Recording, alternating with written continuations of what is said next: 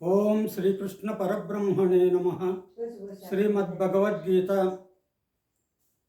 మరి కృష్ణ పరమాత్మ అర్జునునికి 7వ అధ్యాయం చెప్పాడు. అది విజ్ఞాన యోగము.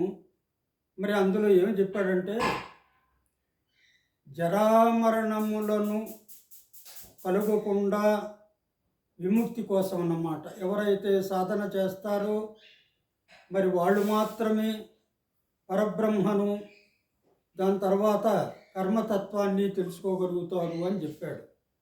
ఇంకా ఏమన్నాడు ఆ అధ్యాయం చివరిలో అంటే, అధిభూతము, అధిదైవము, అధియజ్ఞాలతో కూడినటువంటి నన్ను ఎవరైతే ఆశ్రయించి మరి తెలుసుకుంటారో వాళ్లకు మరణకాలంలో కూడా నన్ను మర్చిపోకుండా నన్ను గుర్తిస్తారు అని చెప్పేసి భగవంతుడు అన్నాడన్నమాట అర్జునుడితో. ఇప్పుడు 8వ అధ్యాయం ఉంది, అక్షర పరబ్రహ్మ యోగము అన్నమాట. 8మోధ్యాయ అక్షర పరబ్రహ్మ యోగము అని. మరి అర్జునుడు అడిగాడు, భగవంతుడు కృష్ణుడు మరి ఆ బ్రహ్మను గూర్చి, కర్మను గూర్చి, అది దైవికము, ఆధ్యాత్మికము, ఆది భౌతికము ఇలాంటి వాటిని గూర్చి చెప్పాడు కదా. మరి వాటిని గూర్చే ప్రశ్నిస్తున్నాడు అన్నమాట అర్జునుడు. కిం తద్బ్రహ్మ కిమధ్యాత్మం కిం కర్మ పురుషోత్తమ అధిభూతం చ కిం ప్రోక్తం అధిదైవం కిముచ్యతే. కిం తద్బ్రహ్మ, తద్బ్రహ్మ అంటే ఏమిటి? కిం అధ్యాత్మం, అధ్యాత్మం అంటే ఏమిటి? కిం కర్మ, కర్మ అంటే ఏమిటి అని పురుషోత్తమాని కృష్ణుణ్ణి సంబోధిస్తూ అడిగాడు. ఇంకా ఏమన్నాడు? అధిభూతంచ కిం ప్రోక్తం అధిదైవం కిముచ్యతే. అదేవిధంగా అధిభూతం, అధిదైవం అంటే ఏమిటి అంటే ఇంకా ఏమంటున్నాడు? అధియజ్ఞ కథం కోత్ర. ఈ శరీరంలో అధియజ్ఞుడు అంటే ఎవరు అని కూడా ప్రశ్నించాడు. దేహేస్మిన్ మధుసూదన. ఈ శరీరంలో అధియజ్ఞుడు అంటే ఎవడు చెప్పు ఓ మధుసూదన అని కృష్ణుడిని అడిగాడన్నమాట.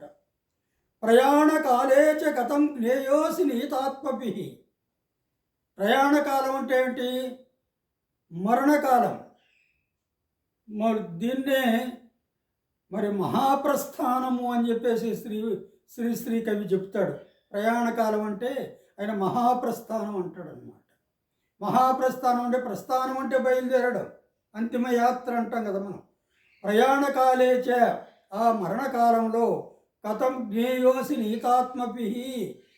మరి నిన్ను ఏ విధంగా తెలుసుకోగలుగుతారు యోగులు? మరణ సమయంలో నిన్ను ఏ విధంగా తెలుసుకోగలుగుతారు అని చెప్పేసి మరి అర్జునుడు అడిగాడు. భగవంతుడు ఏమి చెప్తున్నాడో చూద్దాం. శ్రీ భగవానువాచ అక్షరం బ్రహ్మ పరమం స్వభావోధ్యాత్మముచ్యతే భూతభావోద్భవకరో విసర్గ కర్మ సంజ్ఞితః. అక్షరం అంటున్నాడు. అక్షరం బ్రహ్మ అని. పరబ్రహ్మ అంటే ఏమిటంటే అక్షరం, ఈ నాశనము లేనటువంటిది అన్నమాట. పరమం సర్వోత్కృష్టమైనటువంటిదని. స్వభావ అధ్యాత్మం ఉచ్యతే. ఇంకా స్వభావం అనేది అంటే ప్రకృతి సంబంధమైనటువంటి స్వభావాలు ఏవైతే ఉన్నాయో అవి అధ్యాత్మము అని పిలువబడుతుంది అన్నాడు. భూతభావోద్భవకరో విసర్గ కర్మ సంజ్ఞితః. అంటే ఈ భూతోత్పత్తికైనా అన్నమాట. ఈ ప్రాణుల యొక్క ఉత్పత్తికి మరి వాళ్ళు ఏ విధంగా ఉత్పత్తి జరిగిన తర్వాత ఏ విధంగా చేయాలనో, నడుచుకోవాలనో ఇలాంటి ఆచరణయే కర్మము అన్నాడు. కర్మ సంజ్ఞిత, కర్మ అని పిలువబడుతుందని. అధిభూతం క్షరో భావ పురుషశ్చాదిదైవతం అధియజ్ఞోహమేవాత్ర దేహే దేహభృతాంబరా. అధిభూతం అంటే ఏమిటో చెబుతున్నాడనమాట పరమాత్మ. ఏమన్నాడు? అధిభూతం క్షరోభావ. మరి ఆ నాశనమయ్యేటటువంటి పదార్థము అధిభూతము. నిక్షరం అంటే నాశనం. అధిభూతం క్షరోభావ. ఈ నాశనమయ్యేటటువంటి ఏ పదార్థం అయితే ఉందో అది అధిభూతము. పురుషశ్చాదిదైవతం. మరి పురుషుడే అధిదైవతము అన్నమాట. అది యజ్ఞోహమేవాత్ర దేహే దేహభృతాంబర. ఈ సమస్త దేహములందున అంతర్యామి అయి ఉండేటటువంటి అది యజ్ఞాన్ని నేనేను అన్నాడు పరమాత్మ. ఈ సమస్త దేహాలలో అంతర్యామిగా ఉన్నటువంటి నేనే అది యజ్ఞుణ్ణి. అది యజ్ఞోహమేవాత్ర దేహే దేహభృతాంబర అని. దాని తర్వాత ఇంకా ఏమంటున్నాడు? అంతకాలే చ మామేవ స్మరన్ముక్త్వా కళేబరం యప్రయాతి సమద్భావం యాతి నాస్త్యత్ర సంశయః.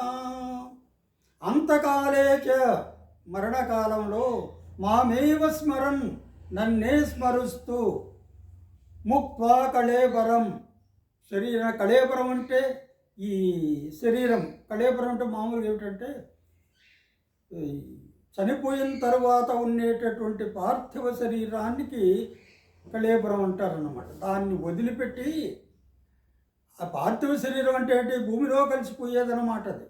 అందువల్ల అలాంటి కళేబరాన్ని ముక్త్వా నన్నే స్మరిస్తూ యః ప్రయాతి, ఎవరైతే మరి మరణాన్ని పొందుతాడో, సమద్భావం యాతి, అలాంటి వాడు నన్ను ఖచ్చితంగా పొందుతాడు అన్నమాట. అలాంటి వాడు తప్పకుండా నన్నే పొందుతాడు.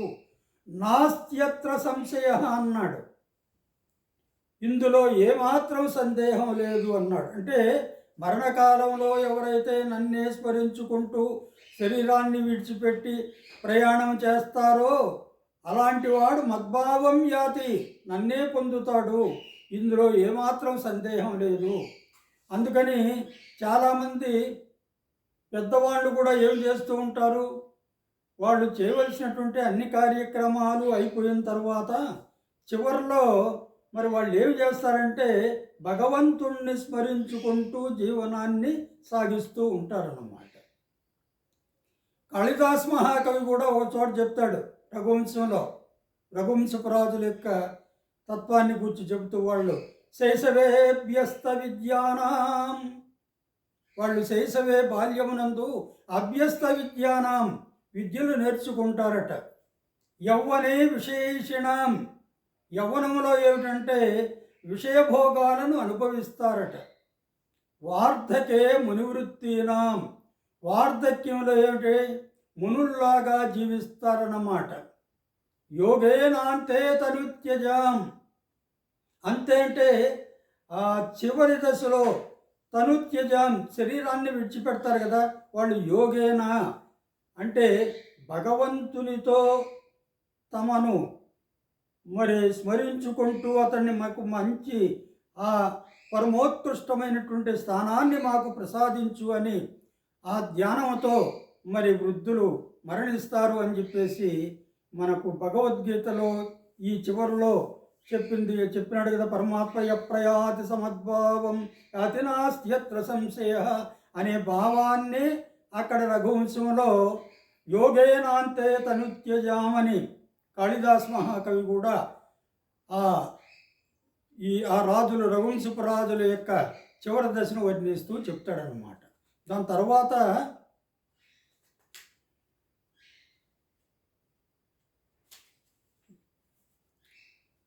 యం యం వాపి స్మరన్ భావం త్యజత్యంతే కళేబరం తం తమేవైతి కౌంతేయ సదా తద్భావభావితః. అంటే ఇక్కడ ఏమిటంటే యం యం వాపి స్మరన్ భావం, ఏ ఏ భావాన్ని స్మరించుకుంటూ త్యజతి అంతే కళేబరం, మరణకాలంలో శరీరాన్ని ఎవరైతే వదిలిపెడతాడో తం తమేవైతి కౌంతేయ, తప్పనిసరిగా అతడు దాన్ని స్మరించుకున్నటువంటి తన మనస్సులో ఉన్నటువంటి దానినే అతడు పొందుతాడు. సదా తద్భావ భావిత. ఎందుకనా? ఆ భావానుసరమైనటువంటి తన మనస్సులో ఒక భావాన్ని పెట్టుకుంటూ ఉంటాడు కదా. అందుకని పెద్దలు ఏమంటారంటే చివరిలో భగవంతుణ్ణి ధ్యానిస్తూ కాలం గడపండి అంటారనమాట. ఆ విధంగా భగవంతుణ్ణి ధ్యానిస్తూ కాలం గడపడం ఏంటి? మోక్ష ప్రాప్తికో పునరావృత్తి లేకుండా ఉండడానికో భగవంతుణ్ణి స్మరించుకోండి అని చెబుతూ ఉంటారన్నమాట. అదే ఇక్కడ కృష్ణ పరమాత్మ కూడా తమే వైతి కౌంటేయ. చివరిలో దేనినైతే మనం మన మనస్సులో తలుచుకుంటూ జీవితాన్ని వదిలిపెడతామో సదా తద్భావ భావిత. ఏదో ఒక పూటగా కాదు, ఎప్పుడు నిత్యము ఏ మనస్సులో ఏ భావాన్ని అయితే తలుచుకుంటూ శరీరాన్ని వదిలిపెడతాడో ఆ తలుచుకునేటటువంటి భావాన్ని అతడు పొందుతాడు అన్నమాట. యద్భావం తద్భవతి అంటే ఇదే సారాంశం. భగవద్గీతలో అని చెప్తారు యద్భావం తద్భవతి అని. ఈ విధంగా మనకు భగవంతుడు చెప్పిన తర్వాత ఏమంటున్నాడంటే తస్మా సర్వేషు కాలేషు మా మనుస్మరయుధ్యచ. ఇప్పుడు అర్జునుడికి చెప్తున్నాడు సర్వేషు కాలేషు, అన్ని సమయాలలో మా మనుస్మర, నన్నే స్మరించుకో, యుధ్యచ యుద్ధం చెయ్యి అన్నాడు. మయ్యర్పిత మనోబుద్ధి, నాయందే నీ యొక్క మనస్సును బుద్ధిని మరి అర్పించు. మామే వైష్యసి అసంశయ, తప్పక నన్నే పొందుతావు, ఇందులో ఏమాత్రం సంశయం లేదు అని మరి కృష్ణుడు అర్జునుడికి చెప్పాడు. అభ్యాస యోగయుక్తేన చేతసా నాన్యగామినాం పరమం పురుషం దివ్యం యాతి పార్థానుచింతయన్. అంటే అభ్యాస యోగం చేతనే. అభ్యాస యోగం అంటే ఏంటి? మన మనస్సు అనేది చంచలమైంది కదా, అది రకరకాలుగా ఎక్కడికెక్కడికో పోతూ ఉంటుందన్నమాట. ఆ మనస్సును రోజు అభ్యాసం చేసి నిలకడగా ఉంచుకునేటటువంటిది అన్నమాట. అదే చెప్తున్నాడు ఇక్కడ. అభ్యాస యోగయుక్తేన చేతసా నాణ్యగామిన, ఇతరుల చోటికి మనస్సును పోనివ్వకుండా అభ్యాసం చేస్తూ మనస్సును నిలకడగా ఉంచితే పరమం పురుషం దివ్యం యాతి పార్థానుచింతయన్. ఆ విధంగా స్మరిస్తూ ఓ అర్జున, ఆ విధంగా చేసేటటువంటి వాడు పరమం పురుషం దివ్యం యాతి, పరమాత్మను పొందుతాడు అని చెప్పేసి భగవంతుడు మరి కృష్ణుడు అర్జునుడికి చెప్పాడు. ఇది అక్షర పరబ్రహ్మ యోగంలో మొదటి కొన్ని శ్లోకాలు అన్నమాట. తర్వాతి శ్లోకాలు రేపటి నుంచి చెప్పుకున్నాం. హరి ఓం తత్సత్.